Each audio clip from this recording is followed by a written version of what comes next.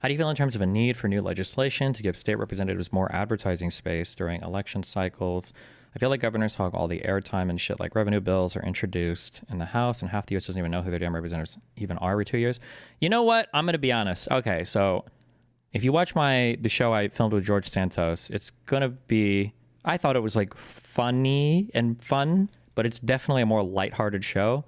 We get like kind of political, but it's definitely more lighthearted.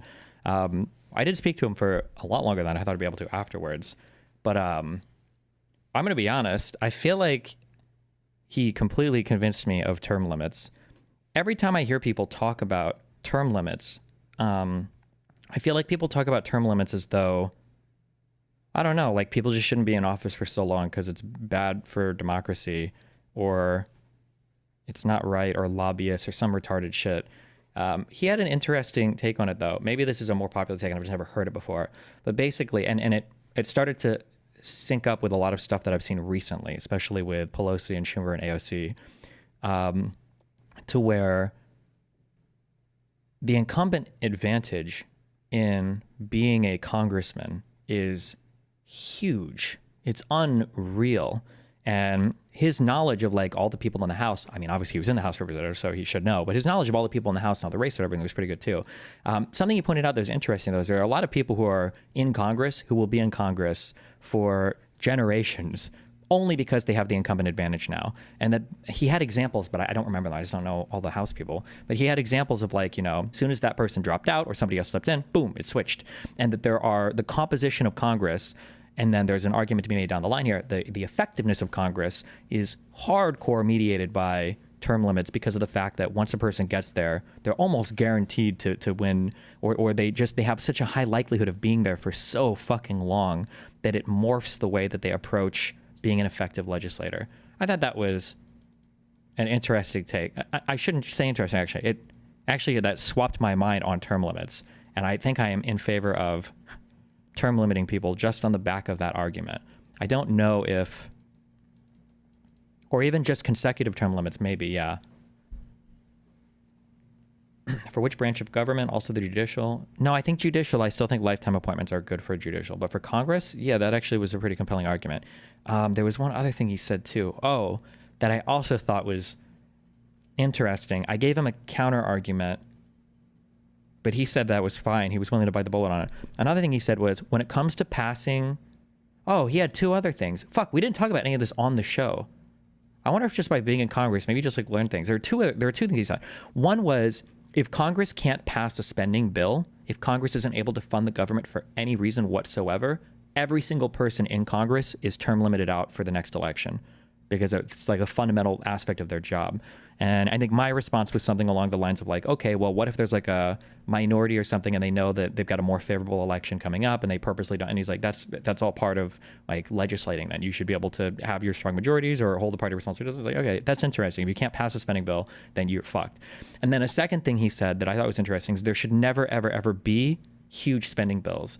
It should be, I don't know how many appropriations committee. He said 13. Are there 13 committees or whatever in the House? He said that there should be 13 different spending bills every spending cycle, and it should never be one giant bill, because he says when things are in one giant bill, it's much harder to actually have a public debate or have negotiation over stuff that shows up in appropriations, because who the fuck knows? There's just huge spending bills that get passed every cycle and everybody argues kind of like, I don't want to say behind the scenes, it's not necessarily hidden, but like we just don't see it because it's such a huge spending bill. But he said that if it was different appropriations committees passing 12 or 13 different spending bills every single spending cycle, where each bill is talking about like whatever different parts of the government need to be funded, that the conversations and then the effective legislation being passed would be way better.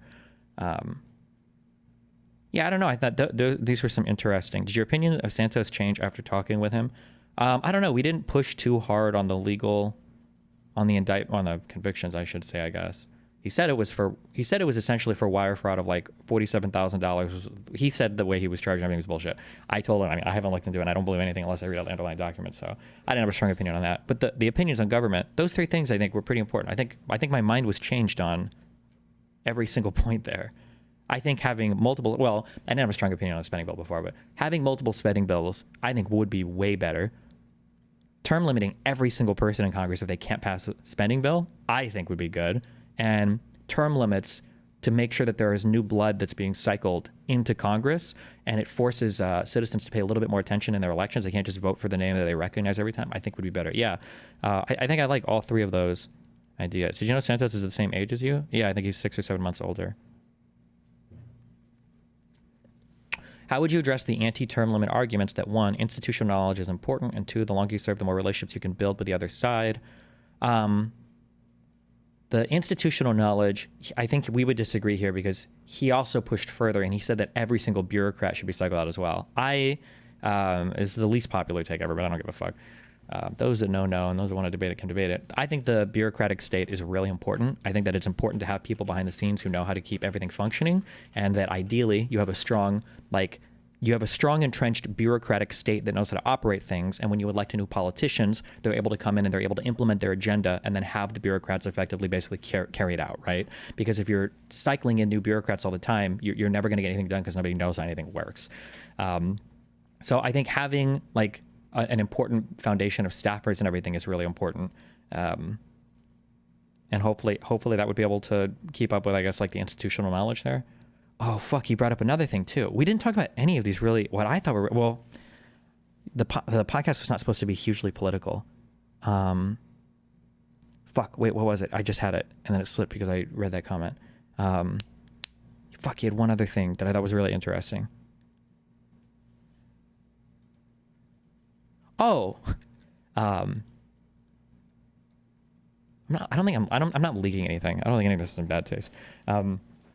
One thing I asked him, because I was very curious about this. I'm so curious about how people handle the public, especially as I become more popular and then more into politics. And as politics has become more influencer oriented, it really has. It's really interesting to me to see, how do you guys handle the problems that, I feel like people in the streaming or YouTube space have these problems. I remember asking James, it was James Scoofus, right? Scoofus, sorry, fuck.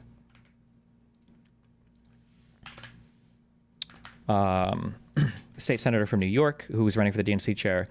This was an off-stream question, but I asked him, this guy he's a New York state senator in an incredibly red district. I want to say it was a plus 20 red district. It was an insanely red district. And I remember I asked him this question. I was like, when you go and you talk to conservatives and when you're voting in your state legislature, how do you not lose yourself when you're trying to appeal to the conservative side? Do you ever worry that you're selling out too far, or that you're not choosing the right battles?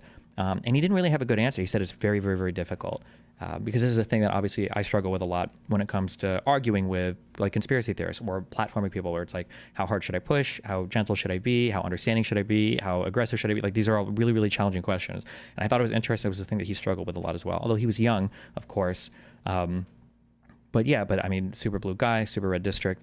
I asked George that question. I asked Santos, Mr. Santos, Representative Santos, the honorable, not honorable, I don't know what you call him, but I asked him, I was like, how did you deal with all the hate? Because you went from being basically a no-name congressman to almost an international name, but a heavily nationally popular name for 2 weeks or whatever. And one thing that he said that I thought was very interesting, this isn't secret, none of this is secret, I don't think he said that the RNCC, I think it was, probably a national committee council. He said that they do really heavy media training for everybody that gets into the House. Everybody that gets into Congress gets super ultra media trained. And he said one of the first things that they stress is you do not read your social medias. Never. You never read them. You won't survive it. You have staffers convey stuff to you. You have other people posting that you never, ever, ever, ever read your social media accounts. And he said, to his knowledge, he was not actually sure if the Democrats do the same coaching on their side, which that's funny because that's a big piece of advice that a lot of high-level streamers or YouTubers will get. Don't interact directly with your social media. You can't handle the negativity. It will destroy you. I thought that was interesting. NRCC's National Republican Congressional Committee. Gotcha. Yeah, okay. Yeah.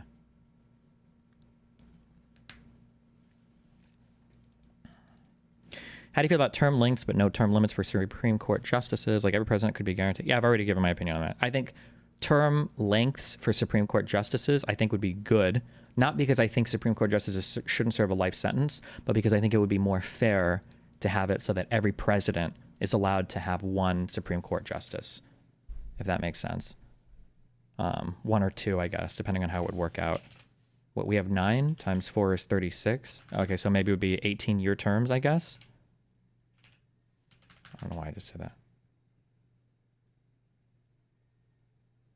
That doesn't make any sense. 16-year terms. Sorry.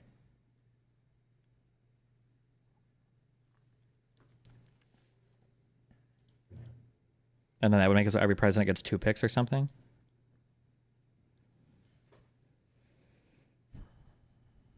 What is your view on wealth inequality? Does knowing that if the top 1% paid off the full national debt, each individual would still have nearly $1 billion? What? No, whatever that sentence was, I don't think that is true. But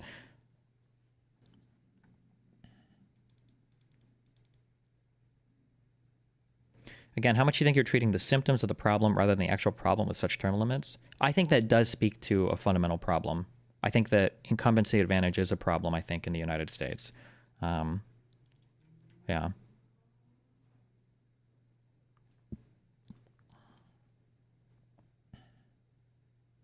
What if they've used the 2 picks and one justice dies? Then you hold it off and you just have 8 justices for a while. We've done that in the past.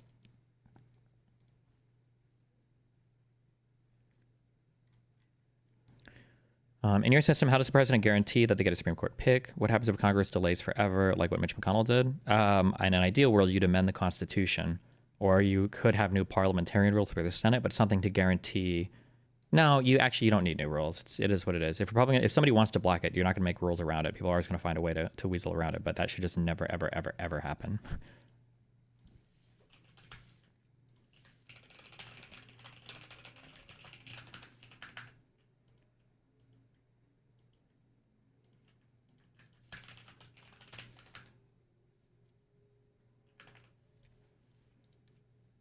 What do you think the state of the country will be by the end of Trump's term? Do you think his damage is reversible? I'm pretty disappointed with the Dems' response to what he's done so far. I mean, there's 2 issues. The majority of the damage that Trump does is going to be stuff that Americans won't feel today, but they'll be felt down the road, or in some very disturbing ways, the damage will be invisible because it'll be in a cost of things that we no longer get, rather than us like actively losing or suffering. Domestically, I'm not really sure how much Americans will suffer. So for instance, for the international thing, this is a question, I wrote down questions that I want to start asking people when I debate. It's funny because one, I wanted to ask Santos this, and he headed this question off in the worst way possible. One question I have for people is, what is the line for you for Donald Trump? Like, what is the line for what he could do that would go too far? But before I even got to ask that question, the co-host asked Santos, because she was making fun of him. She was like, "You'd literally support Trump no matter what," and he said, "Yes, it doesn't matter. There's no line for me." Before I even asked that question, I was like, "Okay, well, fuck me, I guess." But the one thing that I want to ask more people is, I want to ask ordinary people this, is when you think of like what makes America like really cool, like what would you tell your kids about America? What are some of the stories that you would tell, or what are some of the big accomplishments? And now, obviously, I'm asking myself that question, but I'm weighing in my mind how I would want people to answer. My own answers would be biased. But I'm thinking of things like, I think, obviously, our intervention in World War I and World War II, I think was really cool. I think that's a good story. I think the idea that we saved Europe, at least a second time, from super duper bad dudes, I think that's a really good story. I haven't researched these 2 wars yet, and I will. It might even be my next thing after this Rise to Power for Hitler book. I don't know what went right in Korea that went so wrong in Vietnam, but like, I feel like South Korea is a really cool and good country. I think it's a good country that exists. I'm not sure if that country would exist without the United States involvement in the Korean War. And then I think of things like NASA, like sending astronauts to the moon, I think was really fucking cool. And I think the internet is pretty cool. A lot of these things are funded by either they're funded by government in the case of like research for NASA, or for the internet, from like defense, or, like intervening in world wars, 1 and 2. These are like foreign policy decisions that like an active population needs to be on board with for us to intervene in. And the idea that, so like for Ukraine and Russia, earlier I said there might be foreign policy stuff that we suffer, but the damage is invisible. Let's say that tomorrow Russia, Ukraine sign a peace deal, and then, that's it. Ukraine hands over 20% of its territory. It's whatever. and then we just go on into the future. We probably just don't think much about it. Maybe it's a bit of a stain, maybe it's a bit of a whatever, but there's a world where in the future, like Ukraine manages to fully get everything back from Russia with the assistance of the United States. And that's like a cool story that we would be able to tell, but we can't tell that story anymore. But that's like, but you wouldn't immediately, you wouldn't like observe that loss, if that makes sense, right? Like if South Korea was never created, you would never think, man, if we only would have intervened in Korea, maybe we could have carved out like one of the wealthiest and awesomest countries in the world there. But you wouldn't think that. That's what I mean when I say, yeah. But domestically, I think they're going to do everything they can to not harm Social Security or Medicare. As much as they're talking about it, like waste, fraud, and abuse, just cutting into those is like, it's like doing, there's a brain biopsy where you just sample tissue from like the very edge of the brain, and it's considered very, very low risk. Or you can do a brain biopsy from way deeper in the brain, and I think that's considered significantly more risky. They'll do whatever they can to stay away from going really far, and they're just going to be on the outskirts. Because as soon as you start touching Medicare or Social Security, the support is going to fucking plummet, and it'll be hard to win it back, I think. Are you still planning on making that January 6th video? You know, maybe. The clap is in chat for Lauren. She's a very effective fighter, Lauren De Laguna. After all the court docs and everything dropped from my biggest fans on the other side, the guy said that he wasn't comfortable finishing the project, so he had me pay him out for it, and he sent me all the files. So I have the finished video project, but I need to script it.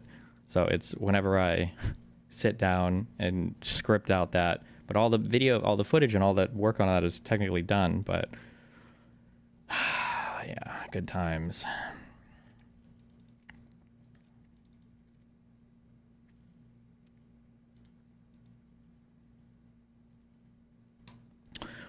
Release the Israel footage. I think a couple weeks ago, I gave all the Israel footage to August. So it should be, I might set a deadline on that for him. I think I probably will actually on the 1st of next month, where I want all of it online. Otherwise, he's getting fucking fired. Any update on court or no? Nope. That shit just takes months and months. File a response, wait 21 days, do all the bullshit. It's all fun, good times.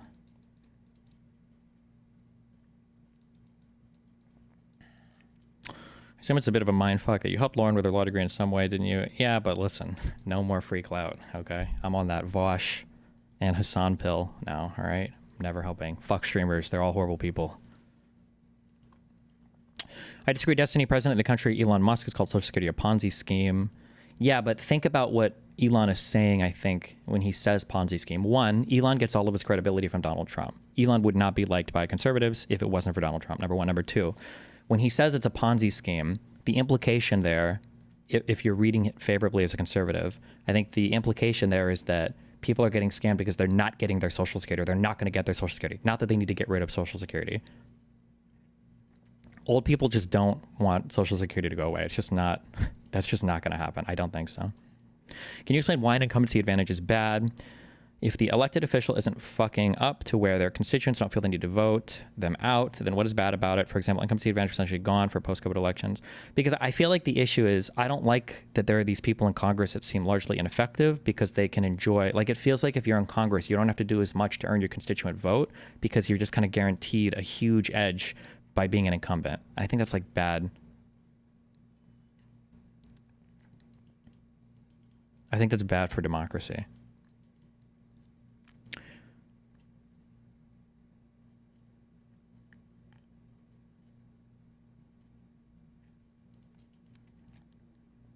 There's a New York Times article that talked about how the Dems should take a harsher stance on immigration, the way the Danish PM did. That helped the liberals there. It also seems harsher immigration in that it still keeps the workforce satisfied as the best way for working class as well. What are your thoughts? Immigration is a virtue signal issue. Nobody actually understands or gives a fuck about what happens with immigration. So you have to virtue signal immigration.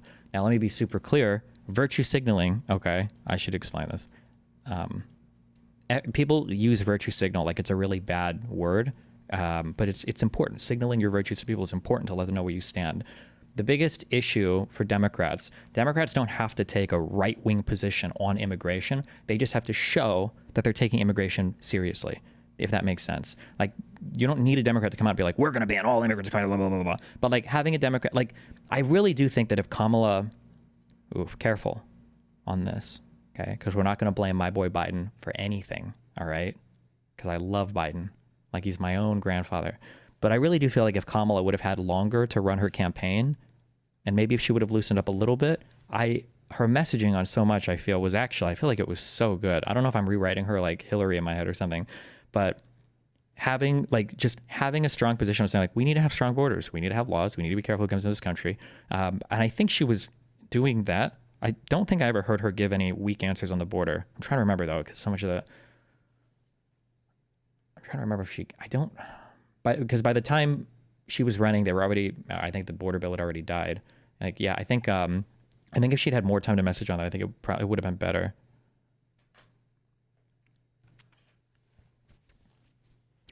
Billionaires aren't the issue, but if that's like one of the only things messaging that will unite the left and libs, is it bad to sacrifice them rhetorically? I don't know if that issue is enough to carry Democrats to a win, because it wasn't even enough to carry Bernie Sanders to a primary win, right? It plays well like online and stuff, and it plays well with the younger people, but I don't know if older people are motivated enough for that. Conservatives definitely don't seem to give a fuck about it. Like, it just seems weird to make billionaires your singular issue when Republicans and independents legitimately don't give a fuck enough to vote along those lines, right? Like, you knew that every billionaire was going to be involved with Trump running into that election. You saw it. You saw all of them starting to bend the knee. And if you were a Democrat, you knew that he was with Elon Musk and everything too. And it seemed like that billionaires helping Donald Trump didn't seem to motivate any of them to go out and vote as well. So I don't know. It just seems like it's not a strong enough motivating factor. Destiny, what about the fact that Kamala lacked the X factor? Not Elon's Twitter, I mean. In my opinion, I need to go back. I need to find these videos because I referenced them, but I don't have them on hand. I feel like I saw Kamala talk like twice where she was kind of like, it was more off the cuff and not as scripted or prepared. And I feel like she actually sounded really good. I don't know why, but I compared to Vosh. I'm not making fun of Vosh. But when Kamala was speaking, it felt like she spoke like Vosh. Like,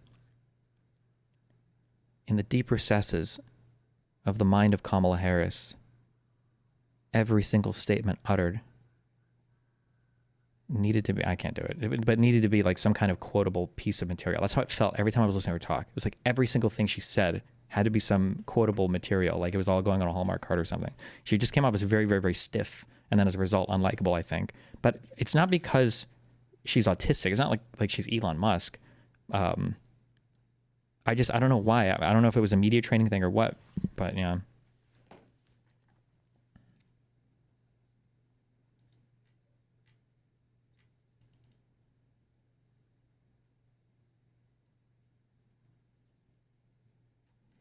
Destiny is so obsessed and bought into his position that billionaires aren't the problem. He will never change his mind. Everyone was talking about billionaires being awful for years, but Destiny, nah. Okay. I mean, clearly people don't care. I don't know what you want me to say. We lost the popular vote, my dude, with the wealthiest man in the world backing up Donald Trump. We lost the popular vote when the wealthiest man in the world was supporting Donald Trump. So in my mind, it seems like Americans just aren't driven very much by that issue.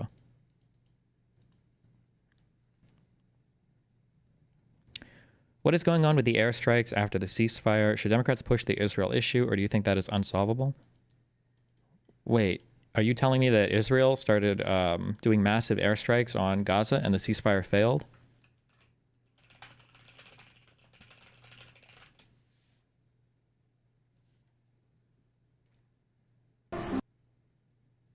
Seriously? I'm hearing this for the first time.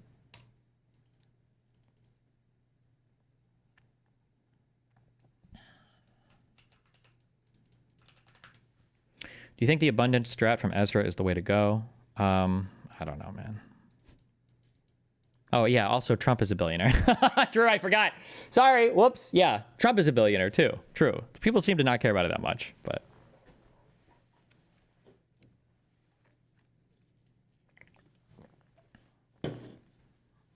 Had Destiny. The issue isn't just billionaires. It's the fact that wages are stagnant, prices going up, billionaires' wealth is exploding. Yeah, I know that I'm always just going to eat the unpopular take on this, but I just don't think those problems are as big as people say they are. I think that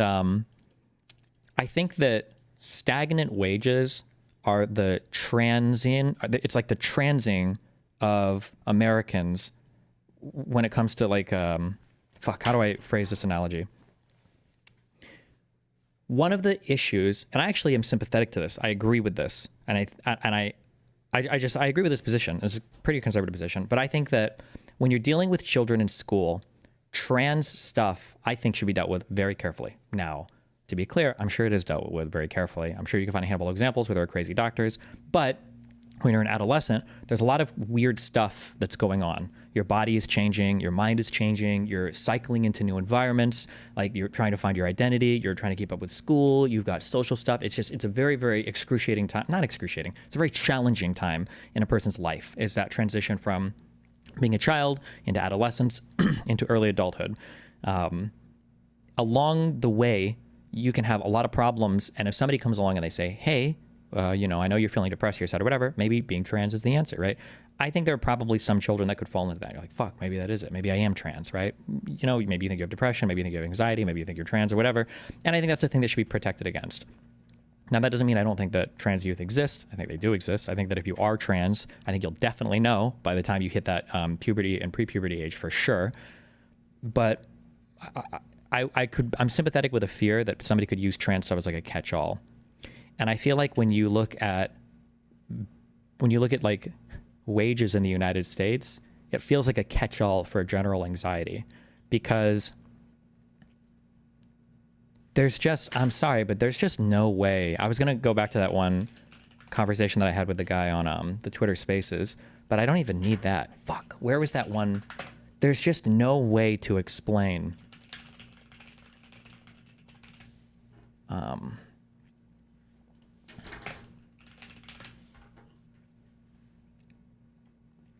I think it was a YouGov poll, right? Where it shows how Americans feel about the economy. And as soon as the new president is elected, especially on Republicans, under Biden, it was like, or under Obama, I think it goes Obama, Trump, Biden, Trump, right?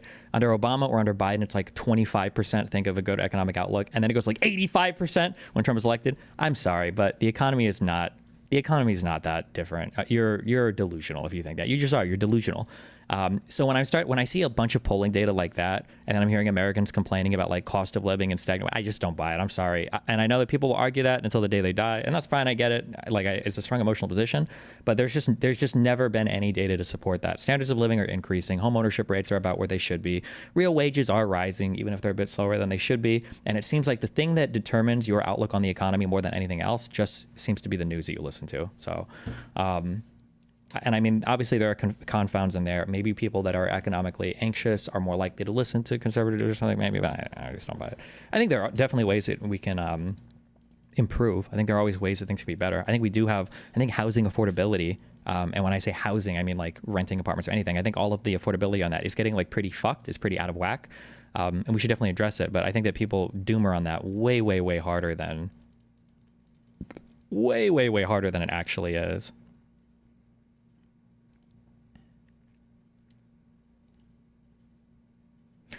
Do you think that people complaining about billionaires are forgetting that the type of person that is sympathetic to the anti-billionaire take is likely never voting for a major party anyway? Maybe. I mean, like, billionaires are a good, like villain to blame, I guess. But again, it just doesn't give us to any good, like, policy positions. Like, okay, you don't like billionaires. What do you want to do? I don't know. It just seems...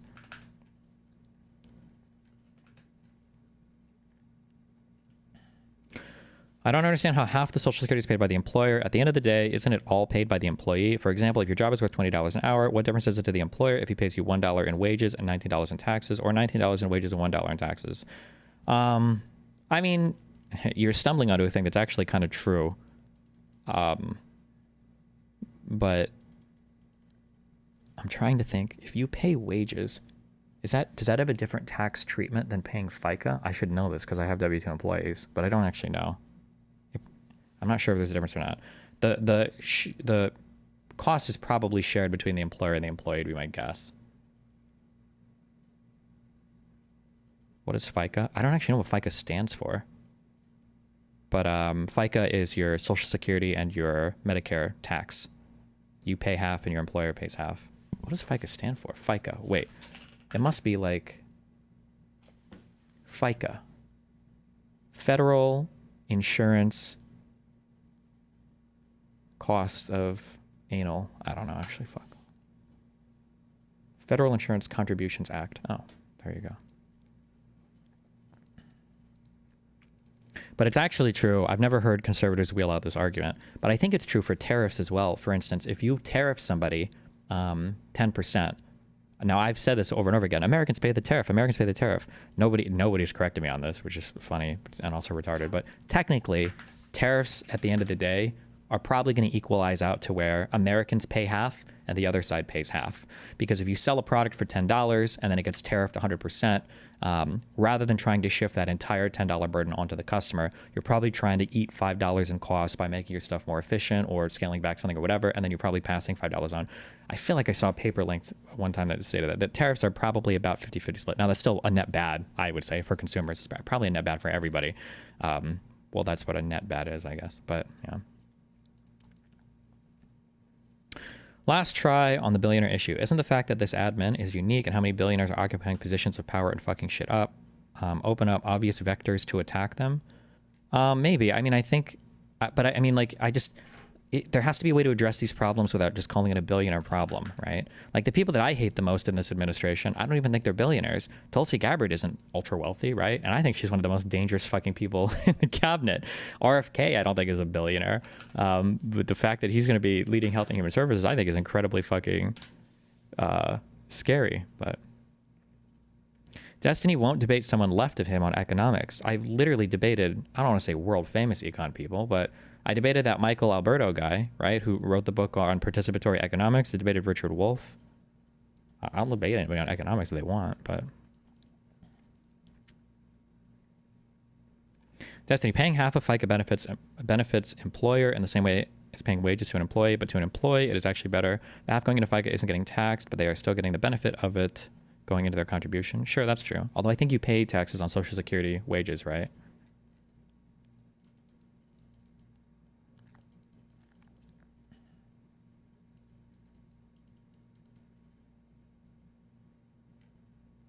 Oh, Michael Albert, not Michael Alberto. My bad.